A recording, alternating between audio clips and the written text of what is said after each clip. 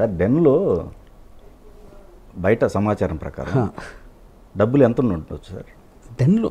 సరే ఇప్పుడు అంటే ఎంత స్టూపిడిటీ అంటే డెన్లో ఎందుకు పెట్టుకుంటాడు ఏమో మొత్తం డబ్బు ఎక్కడికి వస్తుంది అన్నట్టుగా బయట జరుగుతున్నది. డెకార్ ఆఫ్ ద థింగ్ చూసి డెన్లో దేవతలు ఉన్నారు, అంతేగాని ధన దేవతలు ధనాలు దేవుడు లేరు. ఓకే. మీరు లాస్ట్ ప్రెస్ మీట్లో సార్ మీరు ఒక మాట అన్నారు, ఇదే నా ఆఖరి పొలిటికల్ సినిమా అని చెప్పేసి అన్నారు. ఓకే, అది మీరు మాట మీద నిలబడరు, అది వేరే విషయం. మళ్ళీ నెక్స్ట్ వచ్చేసరికల్లా ఖచ్చితంగా ఆ మాట మార్చుకుంటారు, అది మీ ఫ్రీడమ్, మీ గురించి తెలుసు కాబట్టి ఓకే. కానీ ఆ మాట ఎందుకు అనాల్సి వచ్చింది మీరు అనేది అర్థం కాలేదు. నాట్ రియల్లీ, అంటే మేబీ ఇప్పుడున్న ప్రాసెస్లో కైండ్ ఆఫ్ ఫిలిమ్స్ నేనైతే ప్లాన్ చేస్తున్నాను, వెబ్ సిరీస్ అన్ని ఆర్జీవీ డెన్లో, ఆ కాంటెక్స్ట్లో నాకు ఒక పొలిటికల్ ఫిలిం అనేది లేదు నాకు, ఒక పాయింట్. రెండోది ఏంటంటే ఇప్పుడు లక్ష్మీ ఎన్టీఆర్ తీసుకున్న ఇప్పుడు 25-30 సంవత్సరాల క్రితం జరిగిన ఒక ఇన్సిడెంట్ అది. దాని ఆ కాన్సెప్ట్లో అప్పుడు నేను ఫాలో అయిన డ్రామాలో రామారావు గారు అది ఉంది. సిమిలర్లీ ఒక ఎక్స్ట్రాడినరీ ఇన్సిడెంటు రాజశేఖర రెడ్డి గారు సడన్గా షాపర్ క్రాష్లో చనిపోవడం, దానికి సంబంధించి కూడా నాకు ఐడియా అప్పటి నుంచి ఉంది.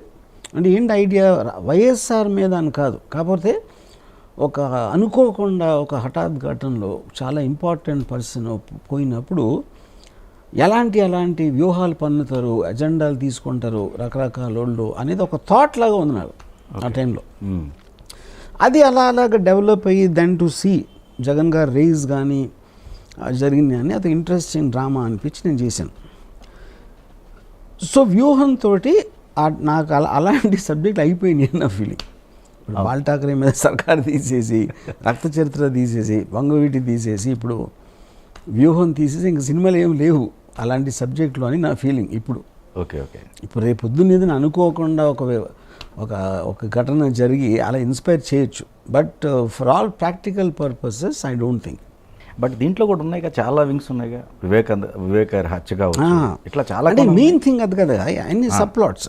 Okay, that is not the main thing. ఉంటుందా ఆ ఇన్సిడెంట్ ఉందా? Okay okay.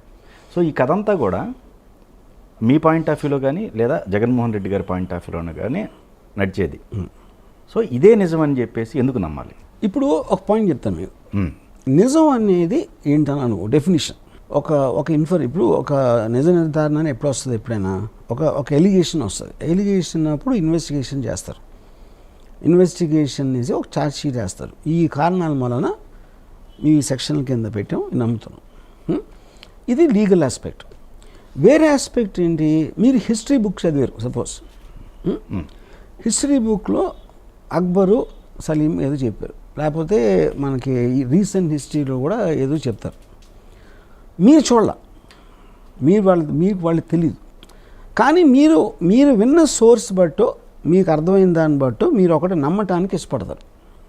సో మీరు నమ్మే నిజం అని అంట ఆ డెఫినేషన్. కోర్టు చెప్పే నిజం అనేది ఒక ఇన్వెస్టిగేషన్ ప్రాసెస్లో ఉంటుంది. దాన్ని కూడా చాలాసార్లు జడ్జి అమ్ముడిపోయాడు, లేకపోతే సరిగ్గా ప్రూవ్ చేయలేకపోయారు, రకరకాల ఎలిగేషన్స్ దాని మీద కూడా వస్తాయి.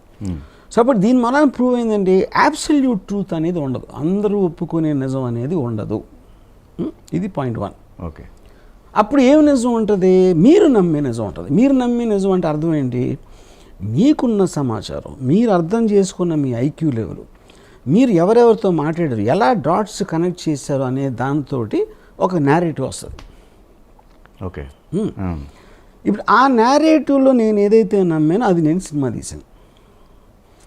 ఇప్పుడు సేమ్ థింగ్ మీరు ఒక వ్యూహం పక్కన పెట్టేసి మహాత్మా గాంధీ మీద రిచర్డ్ ఆటన్బరో సినిమా తీశారు, వరల్డ్ అక్లైమ్డ్ ఫిల్మ్. అది ఆయన ఉన్నాడా ఆ టైంలో? లేరు. గాంధీ గారిని ఎప్పుడైనా కలిసాడా? లేదు. ఏ బుక్లో తీసుకున్నాడు? గాంధీ గారి మీద 100 బుక్స్ ఉన్నాయి. From Larry Collins Dominique Lapierre book ఉంది, ఆయన రాసిన ఆటోబయోగ్రఫీ ఉంది, ఎక్స్ ఉంది, వై ఉంది, జెడ్ ఉంది.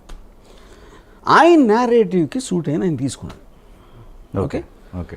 సో అలాగా మన అందరికీ కూడా ఇంప్రెషన్ అనేది, మనకు ఒక నమ్మకం ఎప్పుడు ఏర్పడుతుంది, మీకు వచ్చిన సమాచారం అన్నిట్లో మీకు ఏది కరెక్ట్ అనిపిస్తుందని.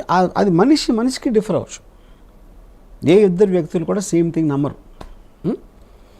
ఇప్పుడు ఫర్ ఎగ్జాంపుల్ నేను సుశాంత్ సింగ్ ఉంది, చాలామంది సుశాంత్ సింగ్ చంపేశారని నమ్ముతారు. పెద్ద పెద్ద మీడియా, రిపబ్లిక్ అలాంటి వాళ్ళు కూడా నేరేటివ్ ఇచ్చారు. నేను సింపుల్ పాయింట్ ఎందుకు నమ్మనది, బికాజ్ సుశాంత్ సింగ్కి తను పోయేటప్పటికి 75 కోట్ల మార్కెట్ ఉంది. 75 కోట్ల మార్కెట్ ఉన్నోడు నాకు రణవీర్ సింగ్ లాగా 200 కోట్లు లేదని డిప్రెషన్తో చచ్చిపోతే స్ట్రగ్లింగ్ యాక్టర్స్ ఎంతమంది, ఎన్ని వేల మంది పోవాలి ఆ లెక్కలో. ఓకే. అతనికి సినిమా లేవు, ఆపేశారు, ఏదేదైతే నేరేటివ్స్ వచ్చినాయి అన్నీ ఫాల్స్ అయ్యి. ఎందుకంటే మార్కెట్ ఉన్న హీరోకి సినిమా ఉండకపోవడానికి ఛాన్సే లేదు, ఎవ్వరు ఏమి చేయలేదు దాని గురించి. కరణ్ జోహర్ అంత పెద్ద ప్రొడ్యూసరు మా అయితే సంవత్సరానికి 4 సినిమాలు తీస్తాడు, 150 సినిమాలు తీస్తూ ఉంటే 75 కోట్ల హీరో మార్కెట్ ఉండదా? కామన్ సెన్స్ పాయింట్ అది. కరెక్ట్. ఓకే. కానీ చాలామంది అది నమ్మరు. చాలామంది 9/11 అమెరికా చేసిందని నమ్ముతారు. సో మీరు ఏది తీసుకున్నా ఎవడి నిజం ఆడుకుంటుంది. అలాగ వ్యూహం అనేది నేను నిజంగా నమ్ముతున్న నిజం. ఇక్కడ ఏది మెయిన్ పాయింట్, నేను అనేది మెయిన్ పాయింట్. సో ఇప్పుడు ఇది ఒక రకంగా మీరు కార్యకర్త, అప్పుడు నేను మీకు చెప్పాను అనుకోండి, ఇప్పుడు ఊరికే మనం మాట్లాడితే ఇలా జరిగిందని నాకు నమ్మశక్యంగా లేదని మీరు అనొచ్చు.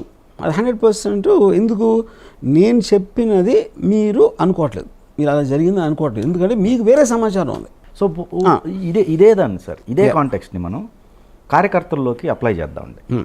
అప్లై చేస్తే సో మరి వైసీపీ వాళ్ళని ఎవరైతే ఉన్నారో వాళ్ళని మెప్పించడం కోసమే అనుకుంటే అవసరం లేదుగా అప్పుడు ఇది ఈ టార్గెట్ అంతా కూడా. ఫస్ట్ ఆఫ్ ఆల్ అండి, నాకు వైసీపీ వాళ్ళతో సంబంధం లేదు.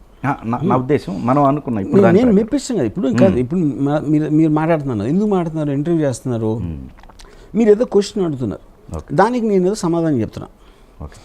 ఈ ఇంటర్వ్యూ ఎందుకు చేస్తున్నాం, మీరు ఎక్కడో యూట్యూబ్లోనే ఎక్కడో పెడతారు ఈ ఛానల్లో, అది ఎవరో చూస్తారు, వాళ్ళు మీరేం అడిగారు నేనేం చెప్పాను దాని మీద మళ్ళీ భిన్నాభిప్రాయాలు ఉంటాయి ఖచ్చితంగా. So the whole communication process of the entire world happens in sharing of thoughts and differing with thoughts. That is the whole point of life. Okay. ఇప్పుడు నేను వైసీపీ అనేది ఫస్ట్ ఆఫ్ ఆల్ వైసీపీలు అందరూ ఒక్కలాగా ఆలోచిస్తారు, టీడీపీ అందరూ ఒక్కలాగా ఆలోచిస్తారు, అది first of all it's a fallacy. It doesn't happen like that.